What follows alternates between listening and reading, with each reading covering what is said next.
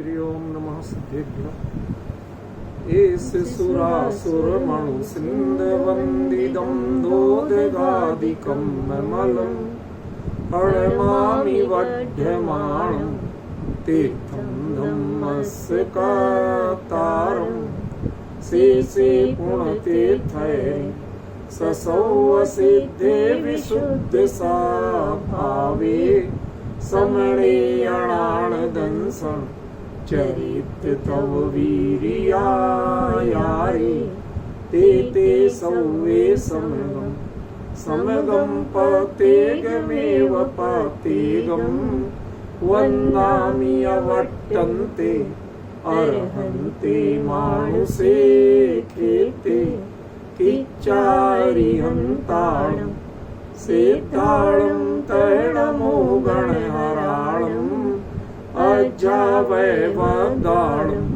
साहूलं चैव सौवेसिं तेसिं विशुद्धदंसं प्राणपहाडासमं समासेज्य ओवसंपयामि सम्मं जतो निर्वाण संपत्ति। प्रवचन सार परमागम चरणान योग चूलिका महाधिकार गाथा 244 पृष्ठ 477। अट्ठेषु जोणमोज्झति नैरज्झदिणेव दोषमुवयादि समणो जदि सोणियदं खवेदि विविहाणि कम्माणि। इस दोनों में क्रम अलग है। छंद के अनुसार विविहाणी विविहेम ये पहले चाहिए। क्यों? वी शब्द जो है ना, देखो अब थोड़ा कारण समझा अमित जी भाई साहब। वी क्या है? वी जो है वो लघु है, ह्रस्व है, और कम में का भी ह्रस्व है, लेकिन आगे जो संयुक्त व्यंजन आ रहा है आधा माँ, उसके कारण वो गुरु हो जाता है। और जहां आगे संयुक्त व्यंजन आता है वहां पर उस पर बलाघात आता है, माने बोलने में जोर आता है। समझ गए?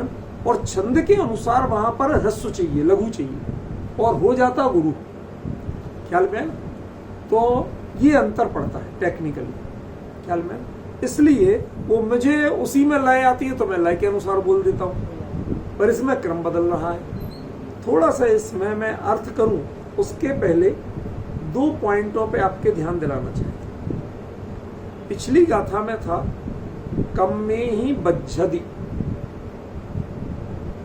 कम्मे ही बज्झति मतलब कर्मों से। इसमें वाक्य में प्रमुख कौन है?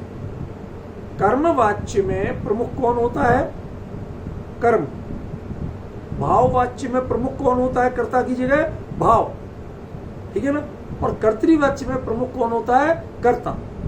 जब भी कर्ता में आती है तृतीया कर्म वाच्य में। समझ गए? तो कम्मेहिम, यहां पर कर्ता कौन है? कर्म कर्ता। बज्झति विवेहिम कम्मेहिम, विविध प्रकार के कर्मों से बनता है। जीव तो बनता है, जीव उसमें निरीह है, लेकिन जो ऐसे भाव करता है मोह राग द्वेष के, वो श्रवण होते हुए भी अज्ञानी है और विविध प्रकार के कर्मों से बंधता है। ठीक है ना? कर्मों से बंधता है, कर्मों को बांधता है ये नहीं कहा। ठीक है ना? अब यहां पर कहते हैं इसी प्रकार खवेदि कम्माणि विविहाणि।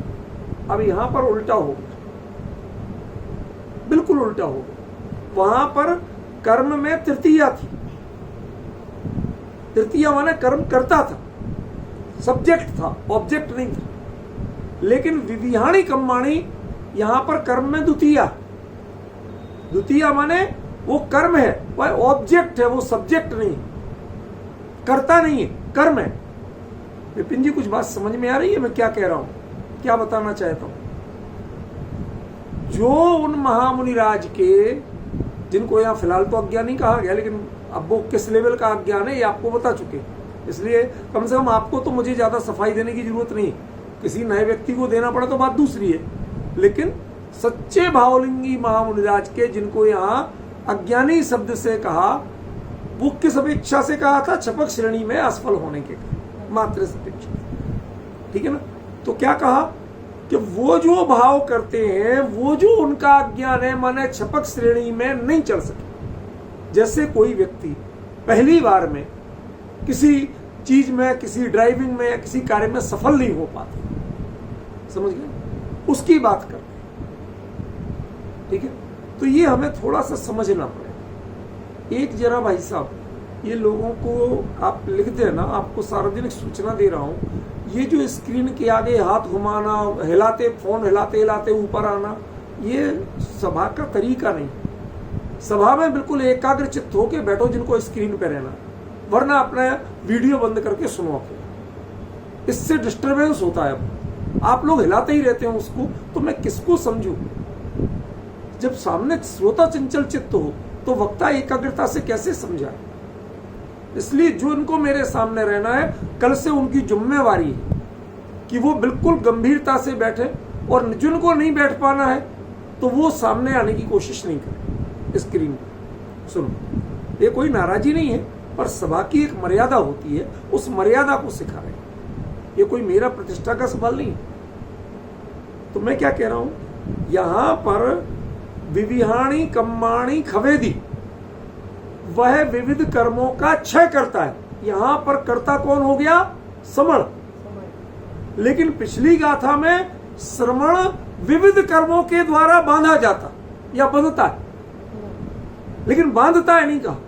इसका मतलब उसने अपनी ओर से कमी तो की, वह उस कला को नहीं जानता था जिससे श्रवण छपक श्रेणी चढ़ते, समझ गया ना, या उसमें वह सफल नहीं हो पाया। ये अज्ञान तो है, लेकिन इस अज्ञान के फलस्वरूप वह कोई ऐसे भाव नहीं कर रहा है जिससे उसे अविरति जैसे कर्म का बंध। मेरा पॉइंट समझ रहे क्या कह रहा हूं? ये तो देखो पिछले रेफरेंस के बिना समझ में नहीं आएगा। अविरति जैसे, कुंद कुंद जैसे आचार्य महावृत्ति, और अगला भाव देवगति। देवगति माने गारंटी से अविरति। तो अविरति के बंध होगा, जब भी तो अविरति की स्थिति आएगी, समझ रहे ना भाई साहब। तो ऐसे कर्म कि वो कर्म आके बांध देते हैं, वो कर्म आके बंध जाते हैं, वो ऐसे भाव नहीं करते कि मुझे अविरत अवस्था प्राप्त हो। वो सोच नहीं सकते, वरना उनका श्रवण क्या रहेगा, समझ गए। वो ऐसी भावना नहीं है आज जैसी कि एक छोड़े बहुत मिलेंगी, वो भावना नहीं है। उन्हें स्वर्ग की कामना नहीं है। देखो, ये जैन दर्शन है, इसकी बड़ी भारी महिमा ये है। अन्य दर्शनों में स्वर्ग कामो यजेत, वो जितने भी पूजा पाठ धर्म अनुष्ठान जो कुछ भी करते हैं, वो काय के लिए? मुझे स्वर्ग मिल जाए, बस इतनी कामना से। जैन दर्शन की जो साधना है वह स्वर्ग की कामना नहीं, अपवर्ग की। अपवर्ग माने मोक्ष, दो शब्द आते हैं, स्वर्ग अपवर्ग। तो स्वर्ग की तो होती है कामना, और अपवर्ग की होती है भावना। अपवर्ग की कामना नहीं होती। क्यों? क्योंकि अपवर्ग कामना का विषय नहीं, चाहत का विषय नहीं, वह भावना के ऐसी स्थिति जल्दी हो जाए। जैसे हम लड्डू की कामना करते, मकान की कामना करते, स्त्री पुत्र कुटुंब परिवार, ऐसी वो कामना नहीं। स्वर्ग परिग्रह है, भोग प्रधान है, इसलिए उसकी कामना कही गई। और मोक्ष की भावना होती है, उसमें कामना नहीं होती, समझे। तो जैन दर्शन मोक्ष की भावना वाला दर्शन। वो जो श्रवण होते हैं, जिनको श्रवण कहा गया, वो मोक्ष की भावना करते। अब वो मोक्ष के पुरुषार्थ में कदाचित सफल नहीं हो पाए, उतनी कला नहीं जान पाए थे, इसलिए अज्ञानी तो कह दिया। और उनके उस अज्ञान भाव का नतीजा क्या होता है कि वो पूरे वर्धमान चरित्र के धनी बने रहे, निर्दोष महावृत्ति बने रहे, फिर भी कर्म उन्हें अवृत अवस्था लायक दंड का पात्र बना देते। वो कर्म आके बंध जाते, कर्म आके बंध जाते। वो नहीं मांगते कि हमें ऐसे कर्म मिले, उन्हें विकल्प तक नहीं होता। यदि कुंद कुंद को स्वर्ग की जरा सी भी भावना होती तो शायद उन्हें विदेश क्षेत्र जाने की जरूरत है। अमित जी भाई साहब, इसलिए आचार्य देव ने इतना सटीक प्रयोग किया। छोटी छोटी चीजें इतनी गहराई है जो हमारे साम विद्वान तो जो प्रकृति वो पकड़ते ही नहीं है, ध्यान ही नहीं देते। हिंदी अनुवाद में वो चीज है नहीं। आचार्य ने कितनी सावधानी से प्रयोग किया। 2 गाथाओं में तुलना करो आमने सामने। वहां पर कर्म करता है, सब्जेक्ट है, वो जीव बेचारा है, श्रमण बेचारा है। वो जो कर्म है ना, वो कर्म उनको बांध देता है, वह कर्मों से बंध जाता है। क्यों? क्योंकि ठीक है, वो अपवर्ग का पुरुषार्थ नहीं कर पाए थे, मोक्ष का साक्षात पुरुषार्थ नहीं कर पाए थे। तो अब एक लिमिट तो है। इस मनुष्य भाव के रहते रहते यदि वो पुरुषार्थ नहीं हुआ तो ये तय है, कर्मों को तो इतना अख्तियार है, उनमें इतना पावर है कि वो तुम्हें महाव्रती से अवृति बना देंगे। ये जीव नहीं चाहेगा, लेकिन उसने स्वप्न में भी भावना नहीं की, लेकिन उसके बावजूद कर्म उसे अवृति बना देंगे। वो कर्म खुद आके बांध देंगे उसे। इसलिए यहां पर कर्म वाच्य का प्रयोग किया। कर्म में तृतीया दी, कर्म को कर्ता बनाया। समझ गए ना? वो श्रवण उसका करता नहीं है कि मैं अवृत हूं, मैं स्वर्ग में जाऊं, मैं पुनः संसार में जन्म लूं। ये भावना उनकी होती ही नहीं है। समझ गए? लेकिन ये किस अज्ञान का फल है कि तुम्हें मोक्ष जाने का जो पुरुषार्थ है, क्षपक श्रेणी, वो करना नहीं आया, करना नहीं आया। देखो संसार में अज्ञान क्या होता है। आज थोड़ा सा वापस इस गाथा पर बोलना चाहता हूं, कुछ विषय छूटे हुए लग रहे हैं। संसार में अज्ञान क्या होता है? संसार में अज्ञान आत्मज्ञान ही ज्ञान है, शेष सभी अज्ञान। यहां वो अज्ञान नहीं, आत्मज्ञानी तो ये है। समझ रहे ना? सच्चे भावलिंगी मुनिराज हैं, फिर अनाड़ी कैसे? अरे एक बहुत अच्छा डॉक्टर है और वो वकालत की कानून की धाराएं नहीं जानता भाई, नहीं जानता, हो गई चूक। तो बताओ, वो गलती कर दे तो उसे उसकी सजा मिलेगी कि नहीं मिलेगी? क्या नहीं साहब ये तो बहुत अच्छा डॉक्टर है, इसको माफ कर। और कोई वकील ऑपरेशन करने चल दे और आता है नहीं, तो उसे ऑपरेशन नहीं आना ये इतना अपराध नहीं है। कब तक? कि जब तक वो ऑपरेशन के कार्य में प्रवृत्त नहीं, तब तक वह ऑपरेशन का अज्ञानी नहीं। वह अज्ञानी कब कहा जाएगा? कि जब ऑपरेशन का काम करे और उसे ऑपरेशन नहीं आए तो अज्ञानी। ऐसे ही जिसने मोक्ष का पुरुषार्थ किया साक्षात क्षपक श्रेणी का और नहीं हो पाया, इस अपेक्षा से अज्ञानी का। इसे वो अज्ञानी नहीं कहा जो संसार में अज्ञानी घूमते। इसीलिए मैं कह रहा था कुछ अभी इसमें छूटा हुआ जो विषय स्पष्ट नहीं हो। समझे? और ऐसे अज्ञान का प्रभाव क्या है कि ये अज्ञान यद्यपि अत्यंत मासूम है, बहुत मासूम है। आपको कहीं क्रोध आएगा, इसमें नाराजी होगी नहीं होगी, लेकिन स्वरूप में नहीं जम पाना ये वो अपराध है, वो अपराध है कि जिसके कारण कर्मों को खुली छूट मिलती है कि एक महाव्रती को अवृति अवस्था में दें।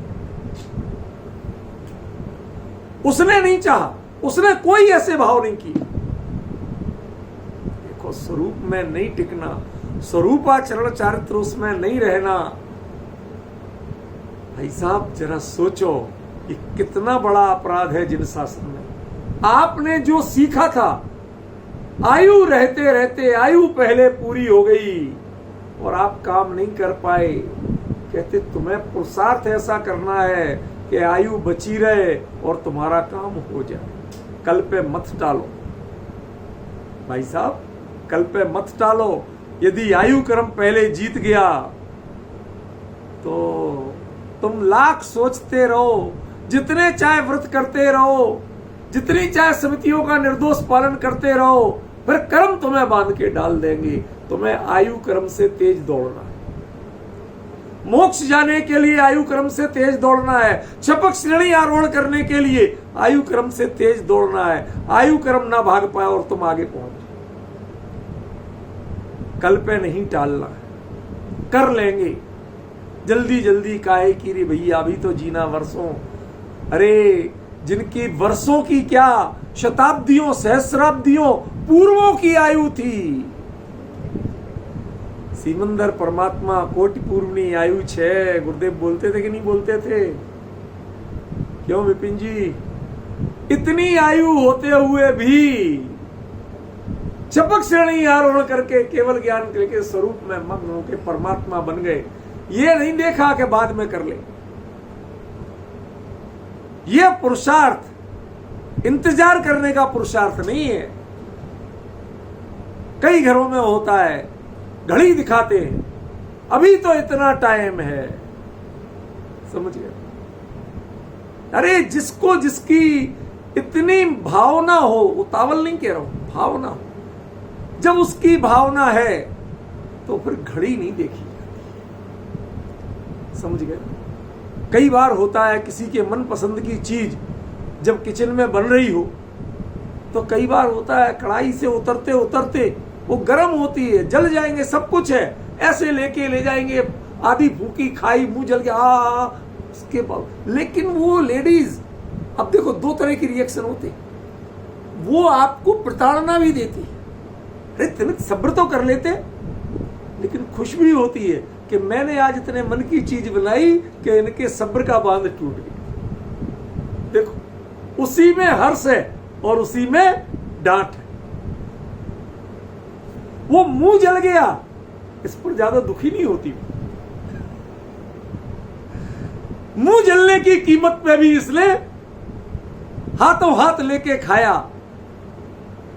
प्लेट तक की इंतजार नहीं किया, खुश होती। ऐसे ही ज्ञानी जीव खुश होते हैं कि दीक्षा ली नहीं और जल्दी से जल्दी छपक श्रेणी आरोहण करके केवल ज्ञान की प्रक्रिया में जो बढ़ जाए, ज्ञानी जीव केवली खुश होते हैं। केवली कहते हैं सामर्णम, इसका श्रवण पूर्ण हो गया, ऐसा मधु सबने माना।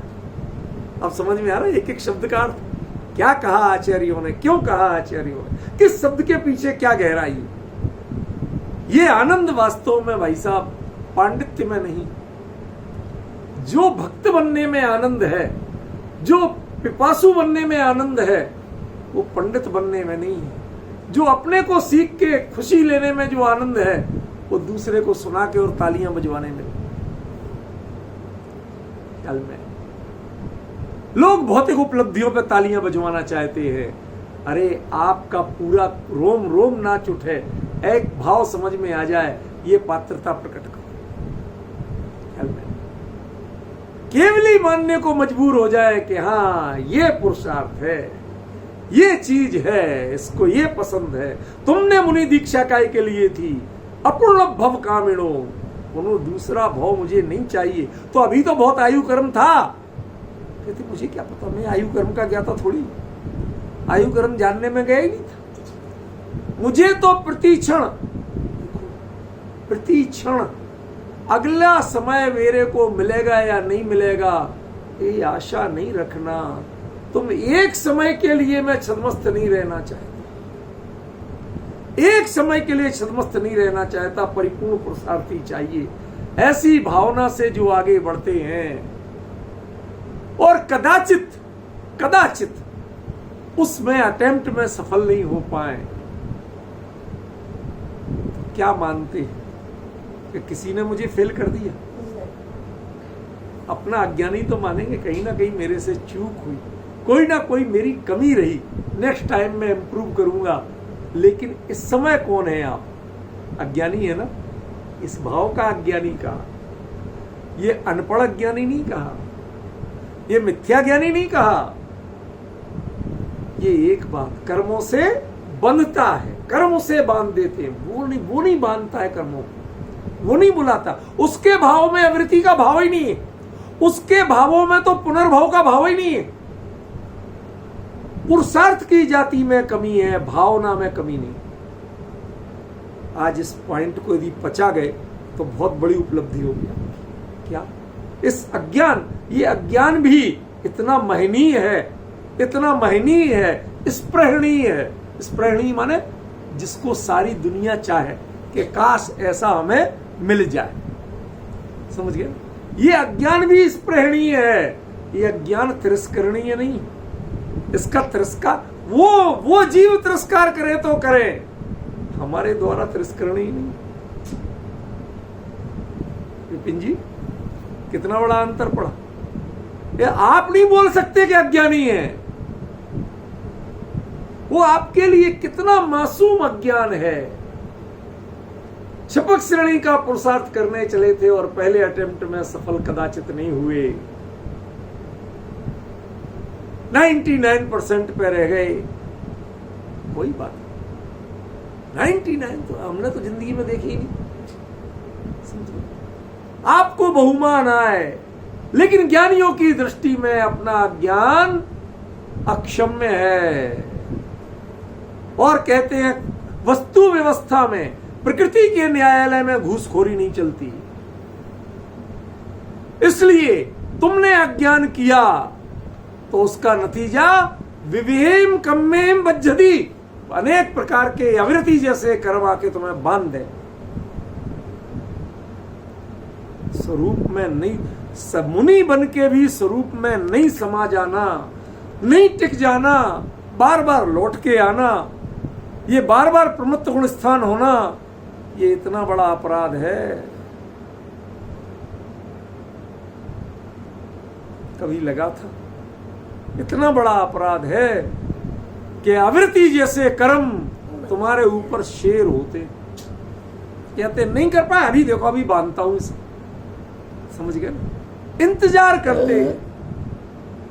मैं थोड़ा खोटा दृष्टांत दे रहा हूं इसके लिए, लेकिन सात्विक रूप से समझना। खोटा कोई अश्लील नहीं दे रहा हूं, तो थोड़ा सा हिंसक है। युद्ध भूमि में जब तक कोई सूरवीर तलवार चलाता रहता है, कोई वल्चर, कोई गिद्ध उस पर झपटता नहीं, लेकिन आकाश में मंडराता रहता है। यदि गिरे तो इसकी अंतड़ियां खाऊंगा, यदि गिरे बस। क्षमा करना, मैंने पहले बता दिया था कि मैं दृष्टांत, लेकिन इसकी सात्विकता बड़ी सटीक है। यदि गिरे तो इसकी अंतड़ियां निकाल के खाऊंगा। ये शब्द जितना आपको भयंकर लगता है, एक महाव्रती महामुनिराज यदि ये छपक श्रेणी में असफल हुए तो इसे अविरत के कर्मों से बांधूंगा। वो कर्म मड़राते रहते हैं, गिद्धों की तरह मड़राते हैं। सावधान, जीतना है, यहां खेत नहीं रहना है, यहां गिरना नहीं है, यहां हारना नहीं है। यदि हारे तो ये जो मड़रा रहे ना ऊपर, ये तुम्हारी अंतड़ियां नोच डालेंगे, देह को क्षत विक्षत करेंगे, ये तुम्हारे महाव्रत के भाव को अविरत में ले जाके पटक देंगे और सागरों पर्यंत इंतजार करते रहोगे, वेटिंग लिस्ट में रहोगे, कब मनुष्य पर्याय मिले, कब पुनः महाव्रत अंगीकार करूं, कब साधना करके मोक्ष। कितनी बड़ी सजा है। एक एक पल जो महाव्रत में रह रहा हो उसके लिए एक एक पल स्वर्ग का कितना कष्टदायक हो। आपने वो कष्ट तो पड़े हैं कि अंत में बिलखे छह, ये तो कुछ भी नहीं है। वो तो मोही मूढ़ जीव बिलखते हैं, तत्वज्ञानी नहीं बिलखते हैं। तत्वज्ञानी तो स्वर्ग के पहले क्षण से ही दुखी होते हैं। 32 देवियों को पाकर के दुखी होते हैं, अनुपम शरीर को पाकर के दुखी होते हैं, इतना वैभव, इतने सुख साधन पाकर के दुखी होते हैं कि इनके बीच में अविरत के भाव से मुझे सागरों पर्यंत रहना है। उनकी जेल तो पहले दिन से शुरू होती है।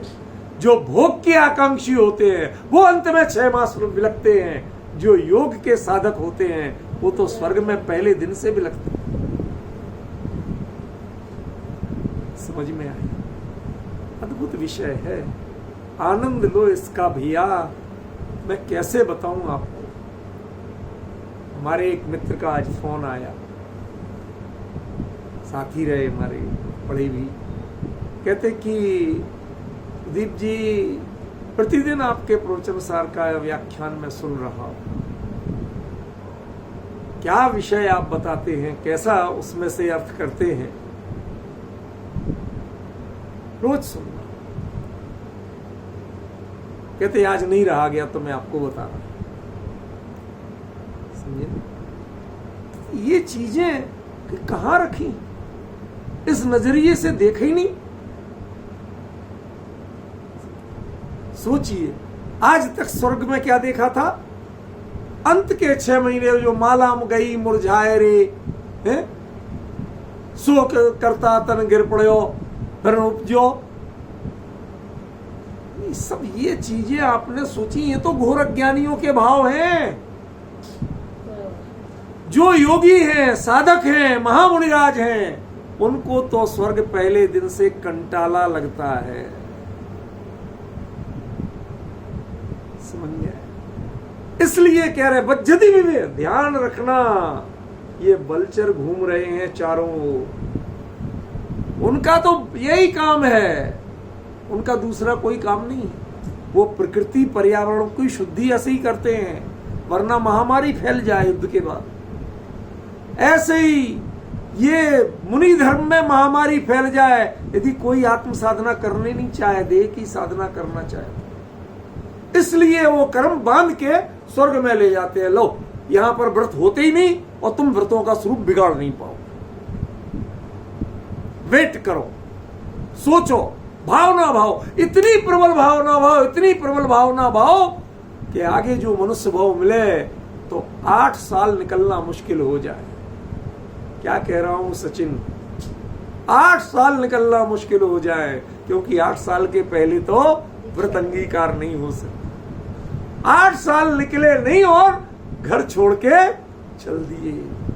इतनी वो व्यग्रता, ये कितनी कष्ट कर रही होगी। इसको कह रहे हैं वज्जति विवेन कम्मेन। तुम डरो थोड़े, तुम विविध कर्मों से बंध जाओगे, अविरति जैसे कर्मों से बंध जाओगे। केवली का सानिध्य मिलेगा, लेकिन केवली बनने का पुरुषार्थ नहीं। केवली के अरेंजमेंट में लगे रहोगे, लेकिन केवली बनने की लाइन में नहीं लग पाओ। क्या कहा भाई साहब? केवली के अरेंजमेंट में लगे रहोगे, कल्याणक मना लोगे, लेकिन केवली बनने की दिशा में नहीं बढ़ पाओगे। दास रहोगे, लेकिन जीवत्व का अनुभव नहीं कर पाओगे। अरे जीव तो वो जो पुरुषार्थ करके आगे बढ़ जाए। प्रति क्षण एक एक दिन गिनोगे, एक एक क्षण गिनोगे, कब ये पूरी हो। वहां तो पूरी होती दिखती है तो रोते हैं, यहां पूरी जब तक नहीं होती है तब तक दुखी। ऐसे कर्मों से बंधो, और इसके बदले में यदि कोई ये छपक श्रेणी की बात नहीं होती तो अगली गाथा में क्या कह रहे? ऋणीयदम खवेदी विविहाणी कम्माणी। वह बचे हुए कर्मों का क्षय करता है, अच्छे कर्म मानता है, नहीं लिखा भाई साहब। या तो बंध या क्षय, बीच का रास्ता नहीं है। उपसम क्षयोपसम ये कुछ नहीं। ये प्रमाण है, ये प्रमाण है कि छपक श्रेणी की चर्चा खवेदी क्षय कर देता है। जिसे वो कला आती है, वो कला वाला जीव किसी पदार्थ में साक्षात केवली परमात्मा विराजमान हो, दिव्य ध्वनि कीर्ति हो, उनमें भी णमुज्झति। क्या सुनना, अब सब सुन लिया, अब तो बस गुनने का समय है। सुनना तो हो गया। अमित जी भाई साहब, आज हमें समो शरण मिल जाए, भगवान के दर्शन मिल जाए, एक दिव्य ध्वनि मिल जाए तो हम तो सारा जीवन न्यौछावर करने को तैयार। और उनके भाव देखो, क्या सुनना, बहुत सुन लिया, अब समय तो है कि इसे अप्लाई करो। अगले क्षण का भरोसा नहीं, आयु कर्म साथ दे या ना दे। हृदय पे ऐसे हाथ रख के, हाथ फेर के देखो, ये बात अंदर जा रही है या नहीं जा रही। ये क्षोभसम का विषय कर्णामृत है या हृदय को आंदोलित कर रही है। कैसे भाव होते होंगे उन जीवों के, कैसे भाव होते होंगे। साक्षात केवली परमात्मा विराजमान। क्यों ऐसे जीवों को कहो कि गणधर बनोगे तो मना कर देंगे, नहीं बनेंगे। भाई साहब धैर्य से सुनना, आज बड़ी जोरदार प्रहार कर रहा हूं। आज नॉर्मली आपसे कहते कभी गणधर बनने का सौभाग्य मिले तो बनना चाहोगे? अरे साहब क्यों नहीं। और अब गणधर बनोगे, कहते जब तक गणधर रहोगे, केवली विद्यमान रहेंगे, आप मोक्ष नहीं जाओगे, छपक श्रेणी नहीं करोगे। दुनिया को छपक श्रेणी की बात बताओगे, सिखाओगे, समझाओगे, लेकिन खुद नहीं कर पाओगे। बंधन है वो। पद हमेशा बंधन होता है, उपाधि हमेशा बंधन होती है। इनसे जितनी जल्दी इसके आकर्षण से मुक्त होगे तो आपको समझ में आएगा कि वास्तविक मोक्ष का मार्ग क्या है, विधि क्या है। कोई बंधन नहीं चाहिए, वही सबसे उत्तम विधि है। कोई आकर्षण नहीं चाहिए, वही सबसे उत्तम विधि है। नहीं मुझ्यति, वह मोहित नहीं होता। साक्षात केवली परमात्मा विराजमान हो, दिव्य ध्वनि कीर्ति हो, गणधर भगवान द्वादशांग रखते हो और ये सबकी उपेक्षा करके अपने स्वरूप में आरूढ़ हो जाते। खवेदी विव्याणी कम्माणी, और विविध कर्मों का क्षय। अब वो क्षय करते हैं। वहां कर्म बांधते थे, वो नहीं बांधता था। वहां श्रवण कर्म नहीं बांधता था, कर्म श्रवण को बांधते थे। क्यों? क्योंकि उनके श्रवण के भाव हो ही नहीं सकते कि अविरति की दशा मुझे प्राप्त हो, पुनर्जन्म हो। ऐसे श्रवण के भाव नहीं हो सकते। तो कर्मों का जोर चलता है जो तुम्हें स्वर्ग में ले जाते। तुम्हारा जरा सा अज्ञान का अवलंबन पाकर छपक श्रेणी नहीं कर पाए, इस अज्ञान का अवलंबन पाकर तुम्हें सागरों पर्यंत अविरत अवस्था में ले जाते हैं कर्म। आपने एक क्षण को भी नहीं चाहा। अब समझ सकते हो कुंद कुंद की पीड़ा, क्यों विदेश क्षेत्र गए थे, क्यों पंचम काल से व्यथित थे। समझे क्या गहराई है। एक एक शब्द में ऐसा लगता है कि कुंद कुंद हृदय खोल के बात कर रहे हैं। लोग नहीं विचारते, उनकी विशेषता है। कुंद कुंद कहीं कोई कसर नहीं छोड़ रहे हैं, वो तो पूरा हृदय खोल के रखे, अपनी हर बात दिल खोल के कह रहे हैं। सो खवेदी विवहाणी कम्माणी, जिसने भगवान की भी उपेक्षा करके निज ज्ञायक भगवान का एक स्थिर अनुभूति प्राप्त कर ली, उसमें जम गए, वो विविध कर्मों का क्षय कर देते हैं। और जो भगवान की भी अपेक्षा कर लेते हैं, सुनना जरा, ये अपराध क्या है, अज्ञान क्या है। केवली के दर्शन, दिव्य ध्वनि का श्रवण, गणधर परमात्मा को द्वादशांगूते देखना, 12 सभाओं की रचना, जीवों में समता भाव, बैर का त्याग, यदि इनमें तुम्हें रंच मात्र भी महिमा है तो भाई अज्ञानी हो तुम, छपक श्रेणी नहीं होगी तुम्हें। छपक श्रेणी के बारे में जानना है तो उसके लेवल की सोच बनाना पड़ेगी। आप सोच रखो प्लेटफॉर्म लेवल की और बात करोगे हमें छपक श्रेणी समझ में आ जाए, नहीं आएगी। कई लोग मेरे से कहते हैं कि मैं स्वाध्याय के साथ जुड़ जाऊं। हमने कहा भैया पहले 2-4 सुन लो, कुछ पल्ले भी पड़ता है। तुम तो कहोगे ये तो सारे शास्त्र विरुद्ध बोल रहे, तो यही कहेंगे और क्या कहेंगे। अचानक सुनेंगे तो ऐसे एकाध आज कह दिए अकेले कोई एक सुन के बात करे तो यही कहेगा भाई साहब ये तो भगवान के दर्शन के लिए कभी निषेध कर रहे थे। अरे भले आदमी, मैंने कब निषेध किया? मैं बात किसकी कर रहा हूं? मैं नहीं बोल रहा हूं, जो ये जीव छपक श्रेणी आरोहण करने में तत्पर था, उसकी परिणति क्या होती? मैं तो उसका विश्लेषण कर रहा हूं, अपनी परिणति का विश्लेषण कब कर रहा हूं? मैं अपने भावों का विश्लेषण नहीं कर रहा। ये विश्लेषण तो उनके भावों का है। वो क्या सोचते हैं, उनके भावों की स्थिति क्या होती है, वो समझना है। और जिसके ऐसे भाव होते हैं उसमें there is no doubt, no option. एक शब्द दिया इसमें, नियदम, गारंटी से। इसके दोनों अर्थ, no doubt and no option. उसे तो शक है ही नहीं, अन्य जीवों को भी शक नहीं है कि केवली बनेगा। लेकिन एक और विडंबना है कि उसके पास कोई ऑप्शन भी नहीं है। एक बार इस छपक श्रेणी में चढ़ा नहीं कि केवली ही बनेगा। कोई ऑप्शन चाहो तो जिन शासन में कोई ऑप्शन नहीं।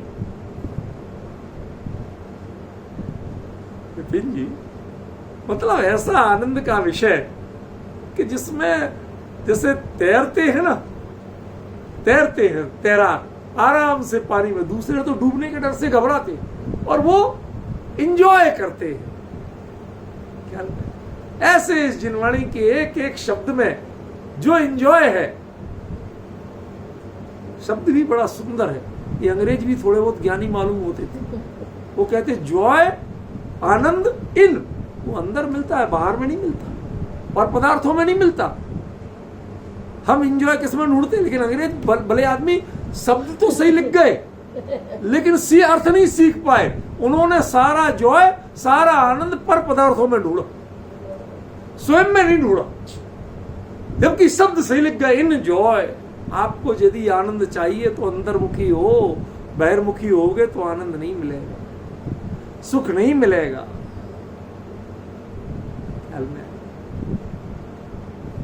हम कहां ढूंढते हैं और चीज कहां रखी। केवली के चरणों में हमने सोचा कि यहां चरण पाद मूल में बैठेंगे तो छाया क्षण ये कोई ना कोई उपलब्धि तो हो ही जाएगी। कहते भैया हो तो जाएगी, लेकिन वो उपलब्धि तुम्हें कहां ले जाएगी ये सोचा है?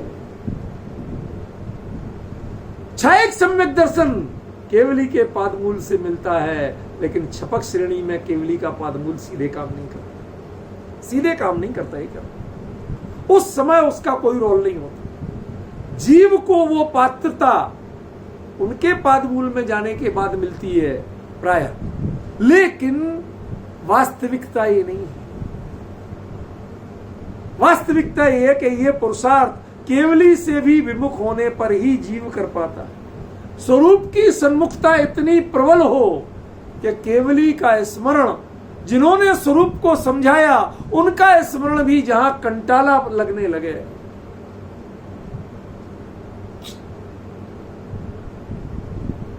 किसकी बात करते हो? हर एक चीज की एक लिमिट होती है, उसको हमें समझना पड़ेगा। बिना समझे काम नहीं चलेगा। बहुत गहरी बात। अट्ठे सुजोड़ मुझ। अब यहां अर्थ माने क्या? किन पदार्थों में? हमारी तो मोटी बुद्धि यही चलती है, स्त्री पुत्र कुटुंब परिवार में, या वो अर्थ नहीं है। समझ गए? यहां या तो तत्व ज्ञान का जो चिंतन है विकल्पात्मक, उसमें केवली के पादमूल को, गणधर भगवान को, अन्य श्रेणी आरोहण करने वालों को, साक्षात की तीर्थंकर केवली को, उनकी परम मंगलमयी दिव्य ध्वनि को, इन सबको यहां पर अट्ठ कहा।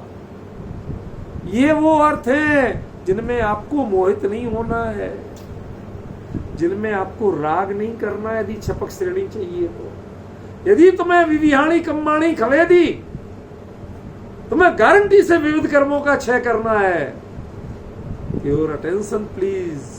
आपको इनमें भी आपका अर्थ क्या है पहले ये तो जानो।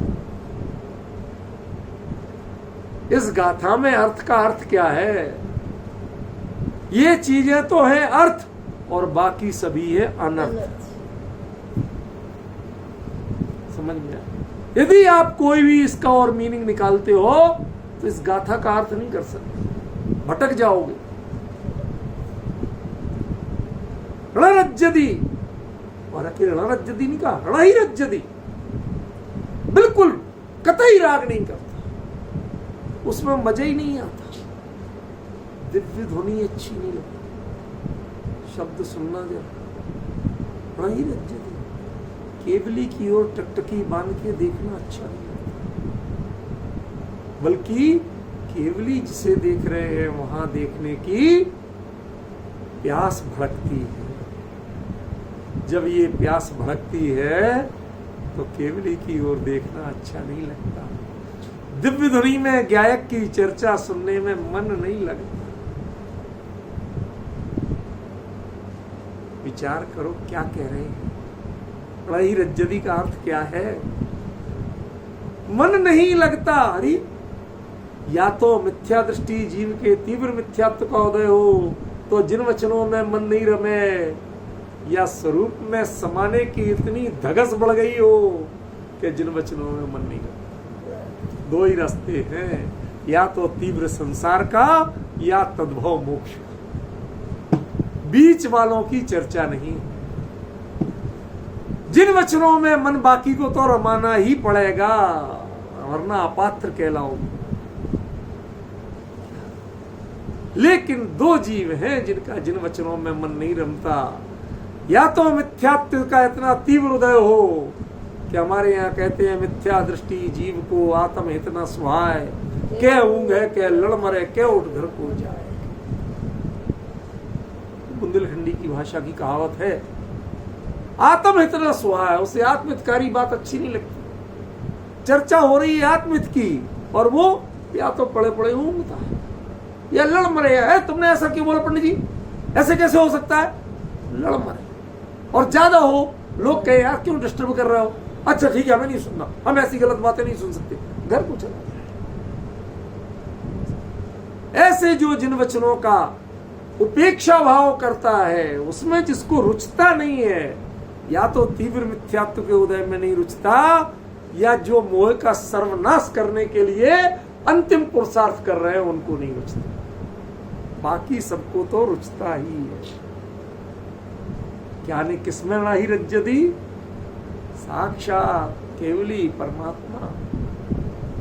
केवल ज्ञान होते ही शरीर प्रमोदारिक होते होते सीधे 500 धनुष ऊपर जाके आसमान में विराजमान, सारे छत्रत्रय भामंडल सारे प्रातिहार प्रकट हो गए, गंधकुटी की रचना हो गई, वह दिव्य रूप चारों ओर मौसम भी ऐसा, इतने परिणाम शांत हो देखने मात्र से, टकटकी बांध के देखते रहो, तृप्त नहीं हो। सोचो, जो वीतराग मुद्रा जब प्रकट नहीं हुई थी, लेकिन उस वीतरागता का अंश लेके जो जीव प्रकट हुआ, उसको इंद्र 1000 आंख करके देखता था। याद है? तांडव नृत्य करने के पहले क्या करता? जब नवजात तीर्थंकर बालक को सची इंद्राणी देती है, श्रृंगार करने के बाद, कपड़े आदि पहनाने के बाद, तो ये बालक, ये जगत गुरु, वह उसमें उस बाल्यावस्था में तीर्थंकरत्व को देखता है। वह कैवल्य की अवस्था में ये बालक केवली बनेगा। उसके तो हथेली पर छोटा ही सा, इंद्र का तो ये बनेगा, और मुझे उस समय कभी छूने का मौका नहीं मिलेगा।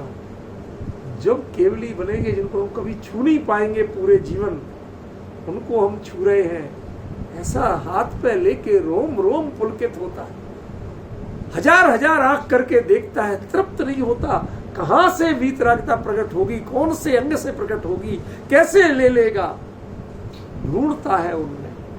और वह तब 1-2 आंखों से भी तृप्त होके देखते हैं।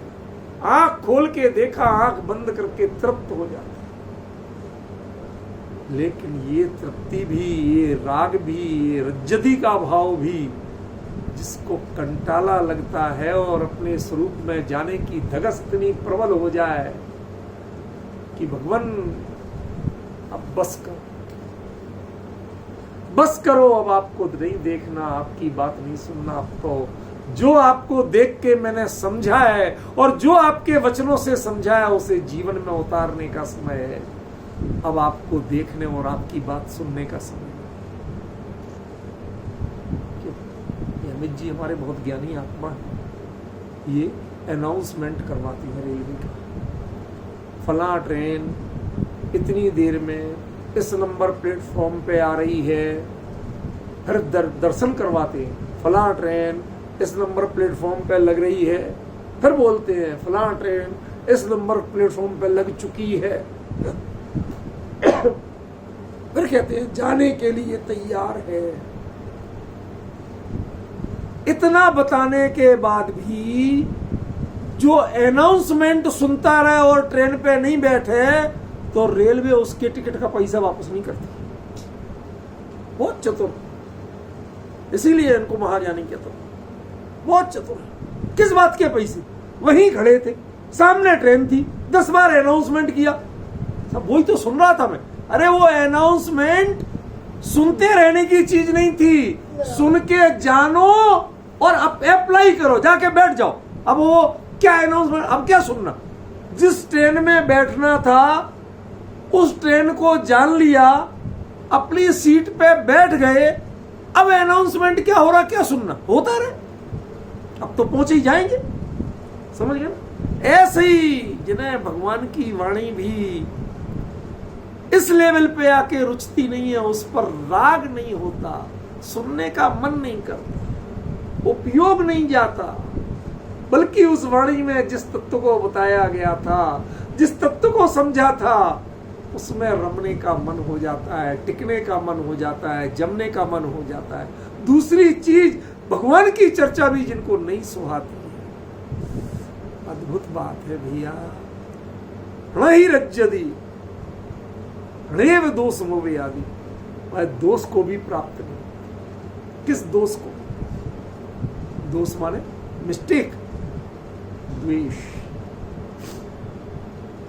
छपक श्रेणी, सुनना जरा, बहुत गहरी बात बता रहा। छपक श्रेणी कर्मों को क्षय करने की भावना से नहीं होती। मैं कर्मों का क्षय करूं इस भावना से नहीं होती।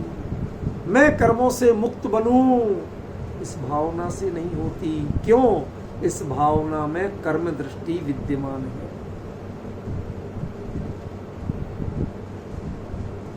इस भावना में आत्मदृष्टि नहीं है, कर्म दृष्टि विद्यमान है। वो कर्मों का क्षय करने के लिए स्वरूप में नहीं जमता है, मैं स्वरूप में रमने, अपनी जो धगस लगी थी ना, वो धगस के कारण जमता है। कर्मों से दुश्मनी, बैर निकालने के लिए नहीं करता।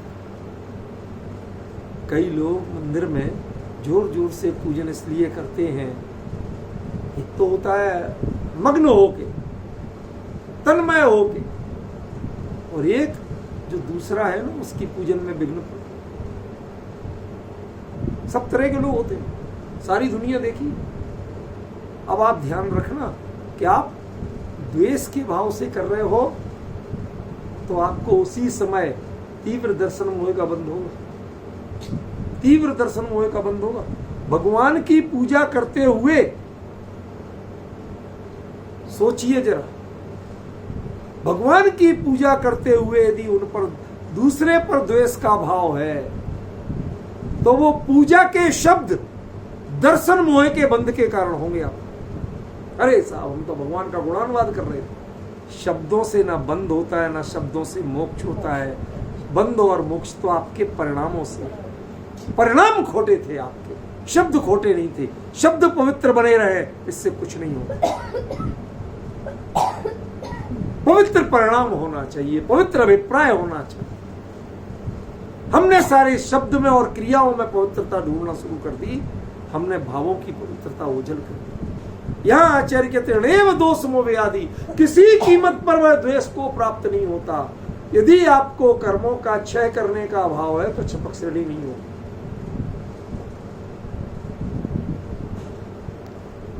संजुलन कषाय भी आपको बुरी लगती है, नष्ट हो, दूर हो जाए, छोड़ देना, ऐसे भाव से छपक श्रेणी के भाव में स्वरूप के अलावा अन्य किसी की गुंजाइश नहीं, अन्य कुछ दिखता ही नहीं, अन्य किसी का विकल्प शेष नहीं रहता। यदि किसी का भी विकल्प शेष रहा तो छपक श्रेणी नहीं होगी, गारंटी से, और कुछ भी होगा। भाई साहब, अमित जी भाई साहब, समझ में आ रहा? रेव दोष मोहव्याधि, यदि आपके मन में, जीवन में किसी के प्रति द्वेष का भाव रखते हो, किसी को नीचा दिखाने का भाव रखते हो, किसी के अहित की भावना है, अरे और तो और कर्मों के अहित की भावना भी नहीं। जो बंधे हैं बेचारे पुद्गल हैं, पुद्गल में बंधे हैं, तुम्हारा क्या ले रहे? उनके रहते हुए तुम चिदानंद का अनुभव कर लेते हो, उनके प्रति द्वेष का भाव मत रखना, ना राग का रखना। कितने अच्छे कर्म थे, भगवान के समोसण में ले आए, भगवान के दर्शन मिल गए, आज मेरा अति पुण्य उदय मम आया, प्रभु तुम्हारा दर्शन पाया। ये आज तक पंक्तियां बहुत अच्छी लगती हुई, अब अच्छी नहीं लग रही, बताइए विपिन जी, गलत कह रहा हूं? अति पुण्य उदय मम आया, प्रभु तुम्हारा दर्शन पाया, अब तक तुमको बिन जाने। ये जो पढ़ते हो ना, ये सब स्तुतियां आपको फेलियर लेवल की लग रही है। कहा कौन पढ़े ये? काहे का पुण्य उदय?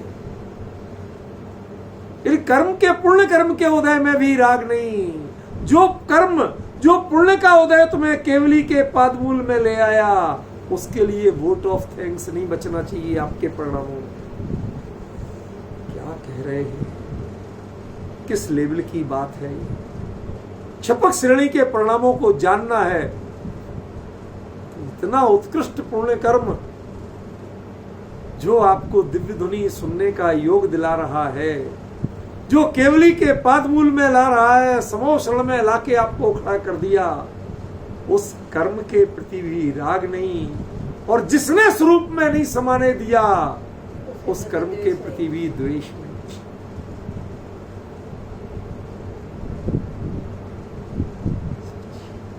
यहां थे कुंद कुंद, तो क्या भाव था?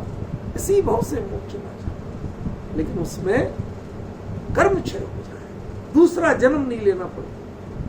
जन्म किसका? तो देह का होता है। मेरा जन्म कब? मैं तो तब भी अपने अनुभव में, अपने चिंतन में, इसी में मग्न रहने वाला हूं। ऐसे छपक श्रेणी के भावों से जिन्होंने राग, द्वेष, मोह, इन सब परिणामों को से अपनी दूरी बना ली, निरंतर अभ्यास कर रहे, इसीलिए सोचिए, लौकांतिक देव होते हैं, भगवान के गर्भ कल्याणक में नहीं, जन्म कल्याणक में नहीं, ज्ञान कल्याणक में नहीं, मोक्ष कल्याणक में। एकमात्र उनको दीक्षा की भावना होती है, संसार से विरक्ति की भावना होती है, बस उसमें अनुमोदना करने आते हैं, उसमें अनुमोदना करने आते हैं।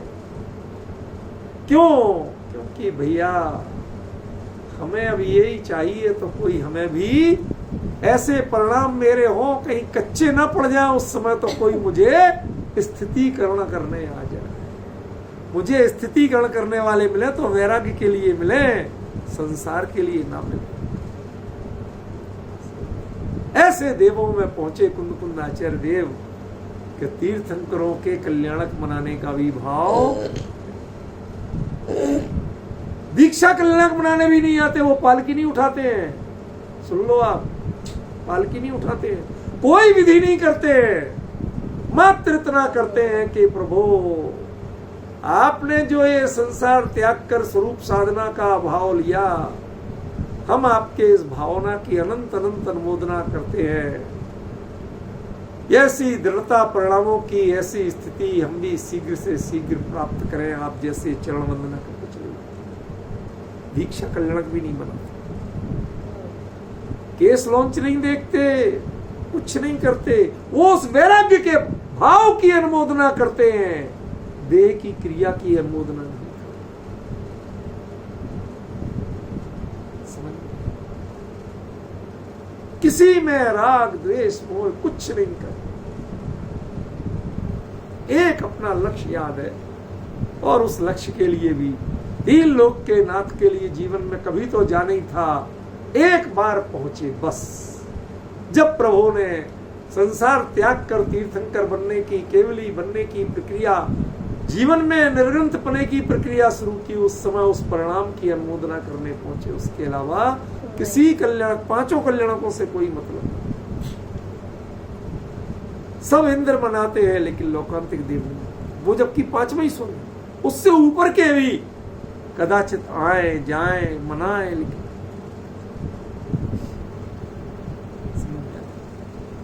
सोचिए क्या परिणामों की जाती है। ये वो कुंद कुंद के अपने परिणाम दिख रहे हैं। अट्ठेस जोड़ा मुझ नहीं रज्जदी नेव दोष मुवे आदि समणो जदि सोणी यदम, यदि मैं ऐसा श्रमण, इतना संभाव मेरे जगह है, ऋणियदम खवेदी विविहाणी कम्माणी। ये कर्म है क्या?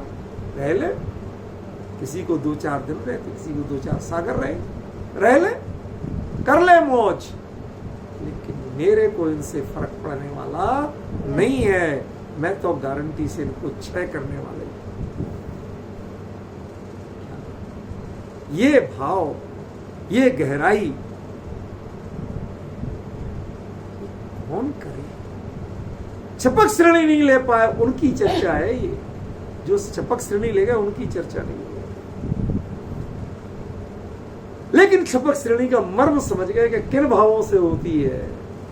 ऐसे भावों से नहीं होती है और ऐसे भावों से होती है। ये तफावत समझ गए। हर कोई नहीं समझ पाता ये तफावत। जो उस दौर से गुजरता है वो समझता है। पास नहीं हुए लेकिन उसे पता चल गया कि गलती क्या थी और सही रास्ता क्या था। एक बार उस दौर से गुजरने से पता तो चल गया। दौर से ही नहीं गुजरते तो पता कैसे चलता कि गलती क्या होती है और सही तरीका क्या होता है। ख्याल में ये कुंद कुंद है, ये प्रवचन सार है। इसकी महिमा, इसकी गरिमा हम पहचाने। आगे चर्चा चलेगी इस पर। अभी आज यहीं तक पूर्ण करते हैं।